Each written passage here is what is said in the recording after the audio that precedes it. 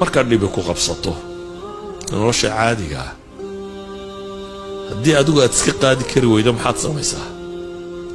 sida normalka bini aadamka lagu yaqaano waxa weeyaan inuu fakaro asxaabtiisii ciddii xidhiidhka la lahaa war maanta yaad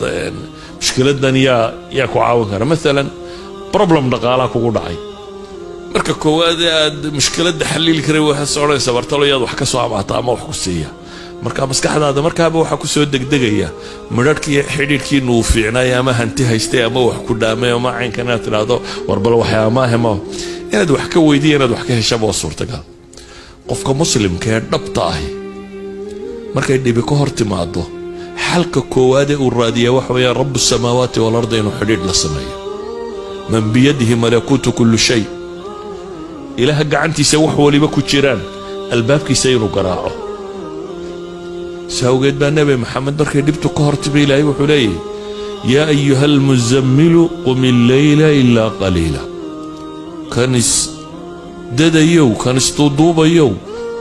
كع هبينكي انتي سبضاني يرموي يعني نسكي أما وحير كي يريبا لي حلقوا علي إنا سنلقي عليك قولا ثقيلا بيلاي ورع الصبا الغودي بيا دعوذني الدين كان يا قرآن كان يا سيستم كان ينتقاضى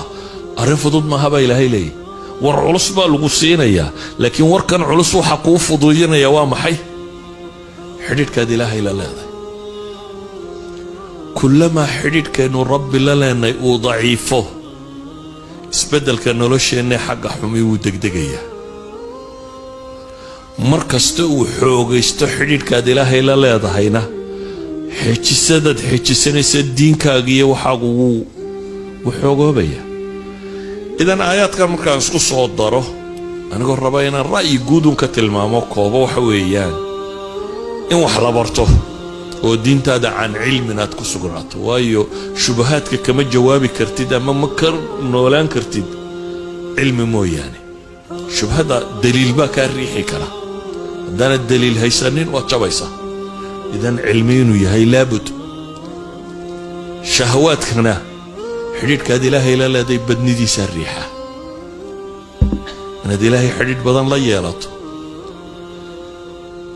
فافنت الدين تنا environment بيكو أبو ريسات كل حنا ولا كرتيد